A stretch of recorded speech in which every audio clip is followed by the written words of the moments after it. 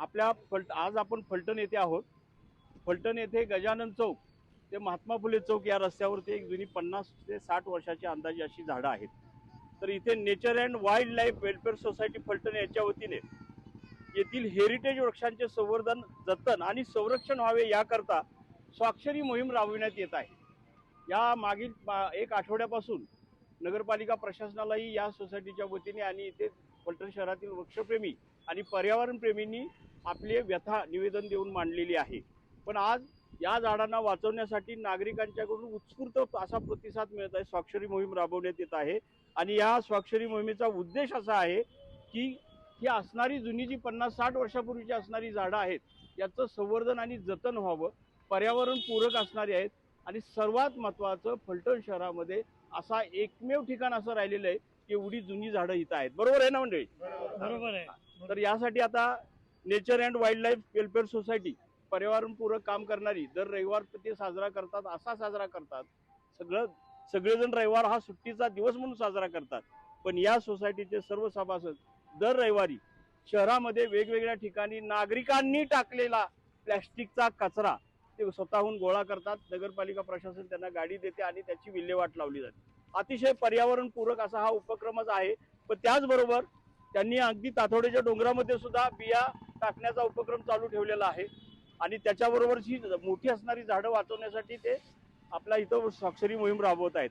आज आपण आपल्या इथे एक ज्येष्ठ नागरिक आहेत गांधी काका, त्यांचा अभिप्राय पहिला जाणून घेऊ। काका, तुम्हाला काय वाटतं या झाडाबद्दल तेवढं सांगा।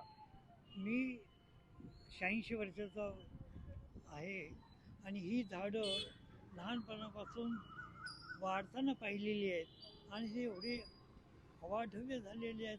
वृक्ष आज तोडायचे हे योग्य नाही आहे, कारण पर्यावरण दृष्टीने ती फार उपयोगी आहेत आणि आमचाही विचार आहे की ह्या लोकांनी जी मोहीम राबवली आहे त्याला आमचा फुल सपोर्ट आहे आणि ह्याला नगरपालिकेने तसेच प्रशासनाने सुद्धा वाचवण्याचा प्रयत्न करावा अशी आमची इच्छा आहे।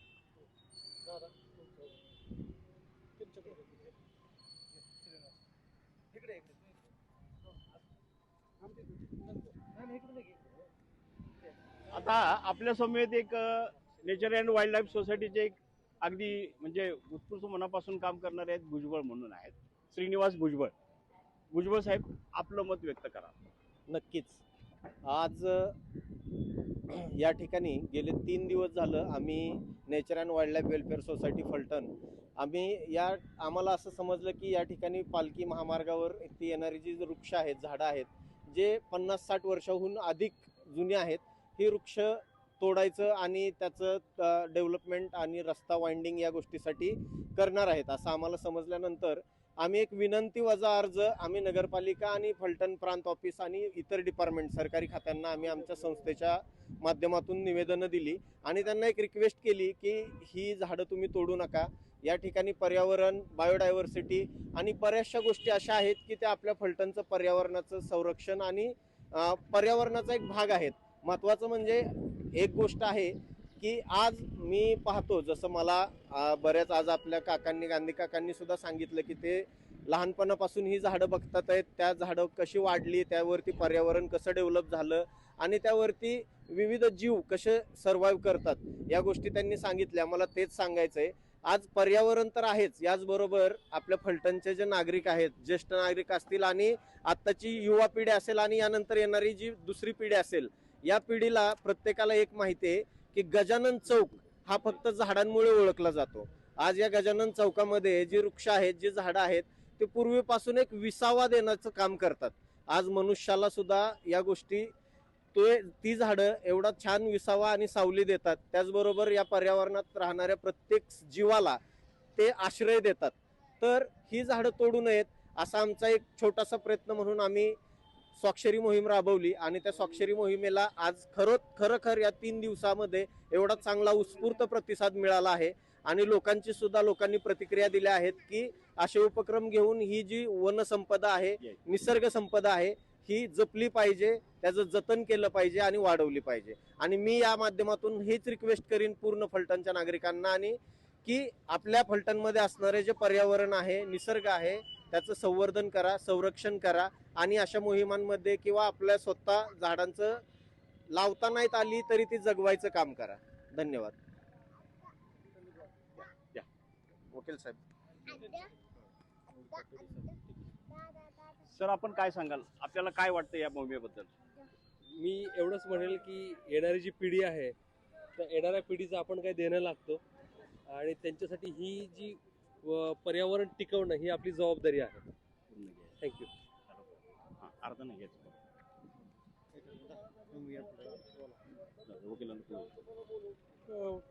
पाठीमागील 2 ते 3 दिवसांपासून आपल्या फलटणमधील जे काही युवक आहेत त्यांची जी काही काम करणारी संस्था आहे यांनी आपल्या गजानन चौक की जो म्हणजे आमचं बालपण इथं गेलं, तसंच आमच्या बालपणापासून आम्ही इथलं जे काही वातावरण बघितलं, हे काही झाडं जे आहेत हे इथलं एक हेरिटेज आहे. पालखी महामार्गासाठी यांचं वृक्षतोडचा जो काय प्रश्न उपस्थित झालेला आहे, परंतु ह्या झाडांपासून कोणत्याही प्रकारे रस्त्याला अडथळा होत नाहीये. जर अडथळा होत नसेल, ते कुठं अडचणीची ठरत नसतील तर त्यांना मुळापासून समूळ नष्ट करणं हे चुकीचं आहे. आपण जर पाहिलं तर आतापर्यंत ग्लोबल वॉर्मिंग ह्याच्यामध्ये काय चाललेलं आहे, जग कसं टेम्परेचर हाय लेवलला वाढत चाललेलं आहे. ज्या फलटणमध्ये कधी 30-32च्या वर टेम्परेचर उन्हाळ्यात गेलं नव्हतं, आज 40-45 पर्यंत चाललेलं आहे.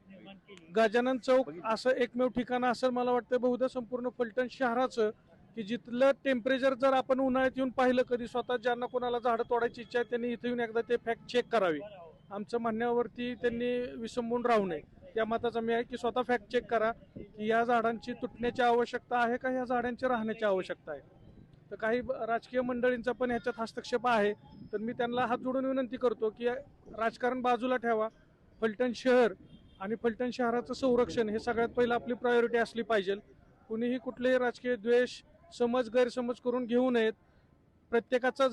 प्रत्येक राजकीय गटांचा, दोन्ही गटांचा जर विचार हाच असेल की फलटणचं संवर्धन व्हावं, फलटणची प्रगती व्हावी, विकास व्हावी, पण कुठंतरी पर्यावरणाला धरून ती विकास आणि प्रगती असावी, तर कुणीही राजकारण करू नका. एकत्र या आणि ही झाडं कशी वाचवता येईल यासाठी जास्तीत जास्त प्रयत्न करा.